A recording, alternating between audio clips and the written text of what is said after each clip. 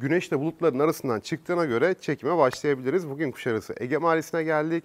Güzel bir villaya geldik. Burada kapalı otoparkımız var, özel havuzumuz var. Yüksek bir galeri boşluklu bir villadayız. Ve buradan denize de 1700 metre mesafemiz bulunuyor. Daha doğrusu Kuşadası Marina'ya 1700 metre mesafemiz bulunuyor. Şu anda Ege Mahallesi'nin tam zirvesindeyiz. Çok güzel burada bir esintimiz var. Şimdi bu güzel villamızın girişinden başlayalım ve birlikte tanıyalım. Villamızın 2 adet girişi bulunuyor. Birisi burası, bir de bodrum katta araç otoparkımız var. Yani kapalı otoparkımız var.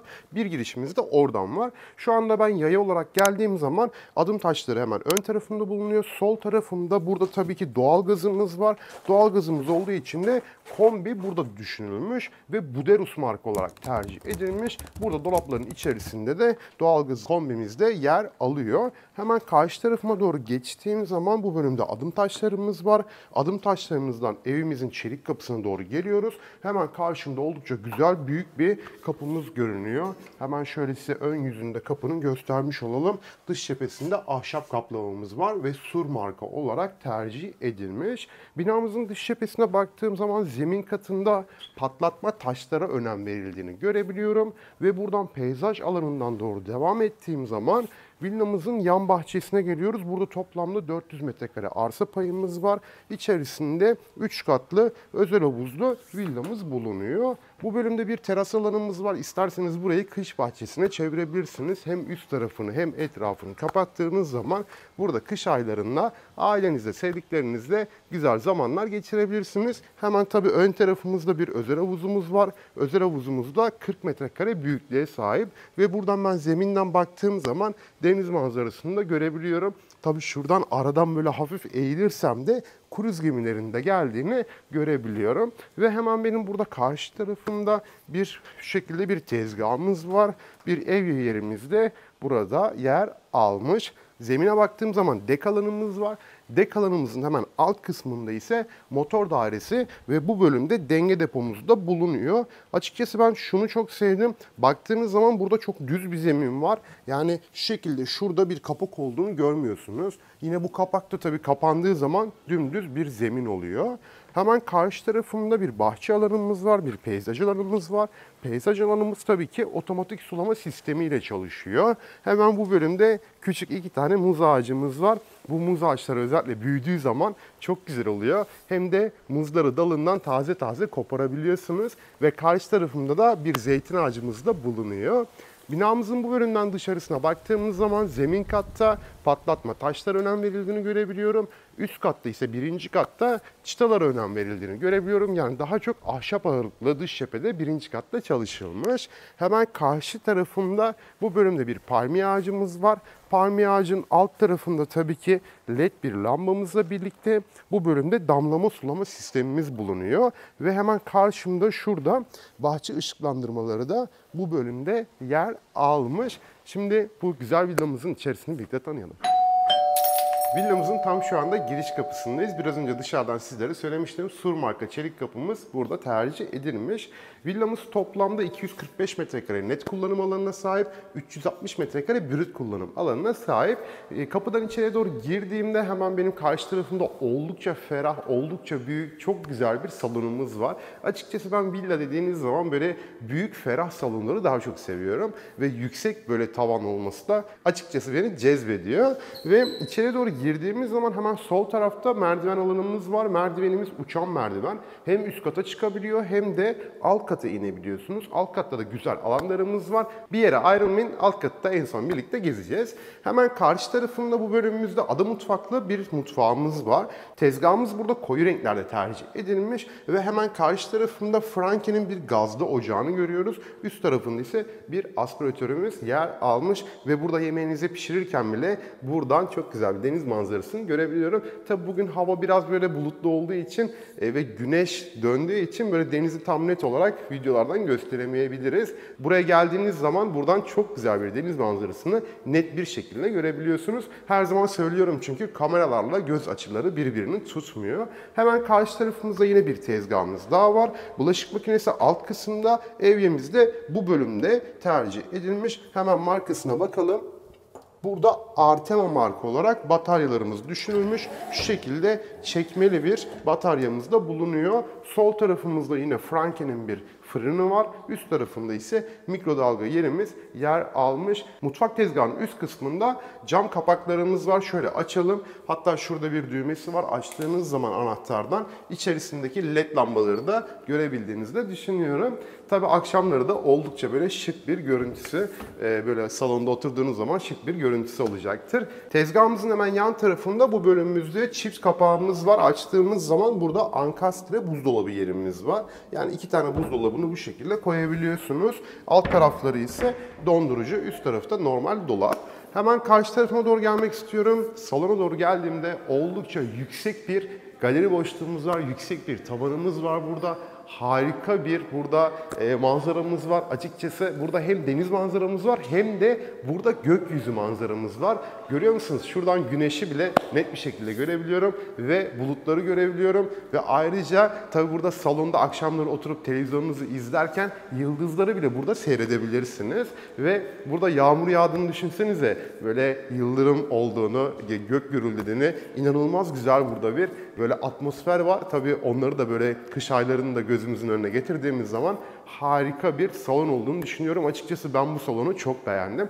Tabii ben ilk inşaat zamanında da gelmiştim buraya. O zaman daha burada hiçbir şey yoktu. Yani sadece kaba inşaattı ve gerçekten salonunu özellikle burada bayılmıştım. O yüzden size salonunda böyle ballandıra ballandıra anlatmak istedim. Tabii burada son bir tane evimiz kaldı ön cephede. Diğerleri satıldı. Burayı almak isterseniz de ekrandaki çıkan telefon numarasından randevu yapıp buraya gelip bu evi görebilirsiniz ve satın alabilirsiniz. Hemen karşı tarafımda etanollü bir şöminemiz bulunuyor. Televizyon ünitemiz de hemen bu bölüme tasarlanmış ve şimdi zemin katta yatak odamız var. Hemen yatak odamızı da sizlere göstermek istiyorum. Çelik kapıdan içeri doğru girdiğinizde hemen çelik kapının arka tarafında, yani sol tarafında bu bölümde zemin katta bir misafir tuvaletimiz var.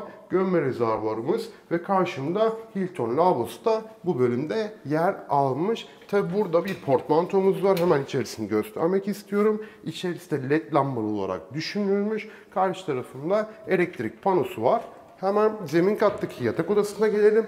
Yerlerde laminat parke tercih edilmiş ve burada yatak odasının içerisinde de ayrıca bir tuvalet ve bir duş alanı tasarlanmış. İçeriye doğru girdiğimizde Hilton banyosu, bataryası Artem olarak düşünülmüş, gömme rezervuar vitre olarak tercih edilmiş ve duş alanının içerisine geldiğimiz zaman da Artem'a bataryalarımız var ve bunlar ankastre şeklinde yağmurlama sisteminde tavanlar olarak düşünülmüş ve bu bölüme baktığımız zaman da burada şampuan koymak için niş alanımız da bizleri karşılıyor. Şimdi villamızın üst katına çıkıyoruz. Villamızın şu anda üst katına doğru çıkıyoruz. Burada tabii ki zemin katta 120 metrekarelik bir kullanım alanımız vardı ve üst kata doğru çıkarken uçan merdivenlerimizden burada uçan merdivenlerimizin kaplandığını görüyoruz. Çünkü ahşap tercih edildiği için burada yani herhangi bir şeyle çizilebilir. Ondan dolayı böyle pat pat burada naylonlar var. Pat pat naylonlarla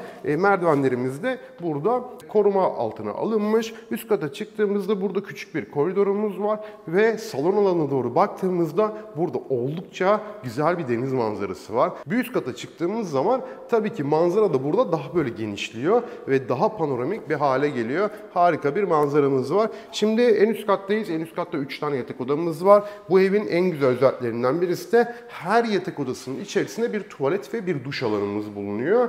Ve tabii ki yatak odasının içerisine girdiğim zaman karşımda, burası bu arada master yatak odası, yani ana yatak odası ve içeri doğru girdiğimde hemen karşı tarafıma bir giyinme odamız var. Giyinme dolaplarımızın içerisinde hemen şu şekilde size göstereyim.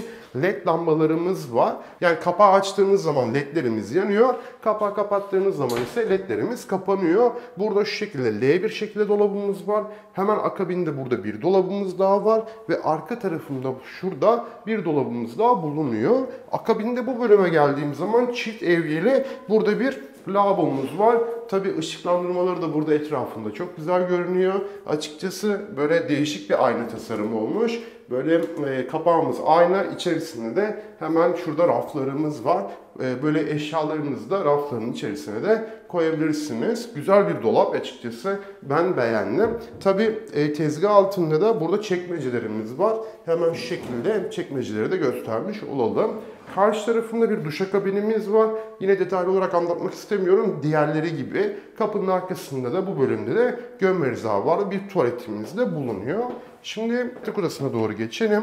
Devam ettiğimiz zaman sağ tarafında bir yatak odamız daha var. Yine zeminde laminat parke tercih edilmiş ve burada oldukça büyük bir penceremiz var. Sitemizin iç kısmına doğru bakıyoruz. Yine bu odamızda da diğerinde olduğu gibi odanın içerisinde tuvalet ve duş alanımız bu bölümde yer almış. Kapının arkasında yine klozetimiz de bulunuyor. Şu detayı da vermek istiyorum. Burada VRF sistem, klima sistemi var. Yani şu şekilde duvarın içerisinde, yani tavanda, yani bu da split değil. Baktığınız zaman yani çirkin bir görüntü görünmüyor. Split klimalarda çünkü biraz daha böyle duvarda böyle şöyle bir cihaz duruyor. Bu arada şunu da hemen söylemek istiyorum. Burada doğalgaz olduğunu söylemiştim. Hemen karşında yerden ısıtma sisteminin burada kolektörleri var. Burada isterseniz bunu mesela oda oda ayrılıyor bunlar. İsterseniz kapatıp mesela kullanmadığınız odayı kapatıp diğerlerini açabilirsiniz. Diyelim ki ana yatak odasındasınız. Orayı açarsanız bu iki odayı kapatırsanız yani daha tasarruflu olacaktır. Doğalgaz faturanız daha az gelecektir en azından. Ve şu detaya da dikkat çekmek istiyorum. Burada kapı yüksekliklerimiz şöyle görmüş olduğunuz gibi oldukça yüksek. Yani benim boyum 1.80. Yani gerisini siz hesaplayın. Yani burada 2 metre 20 santim, 2 metre 30 santim kapı payımız var. Oldukça güzel. Belki daha yüksek de olabilir. Yine bu odamızın içerisinde de yine laminat parke tercih edilmiş. Karşı tarafında yine bir tuvalet ve bir duş alanımız var. Diğerinde olduğu gibi. Ve hemen arka tarafında burada bir balkonumuz var. Balkona çıktığım zaman da buradan yine aynı şekilde çok güzel bir deniz manzarasını ben görebiliyorum. Tabii şu an öğleden sonra olduğu için deniz böyle parlıyor. Sabah saatlerinde daha böyle mavi bir manzara var. Şimdi villamızın bodrum katına inelim. Villamızın şu anda bodrum katına doğru iniyoruz ve yerlerde burada gri renklerinde seramik yapıldığını görüyoruz. Merdiven altında burada oldukça büyük bir alanımız var, boşluk alanımız var. İsterseniz buraya dolap yaptırarak bu alanı da değerlendirebilirsiniz. Hemen benim karşı tarafımda burada bir kapımız var.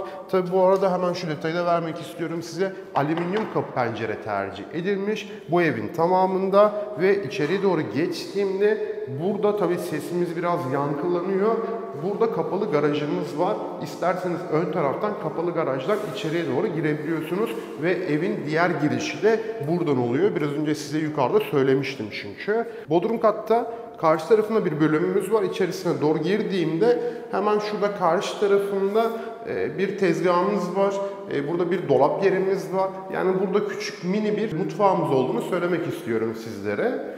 Yine koridora doğru döndüğümde hemen burada görüyorsunuz bir ahşap kapımız var. Ahşap kapının içerisinde hemen şu şekilde sizlere göstermek istiyorum. Burada bir alanımız var. Altyapıları yapılmış. İsterseniz burada yani hamam olarak düşünülmüş burası. Yani isterseniz hamam yaptırmak isterseniz altyapıları burada tamamlanmış.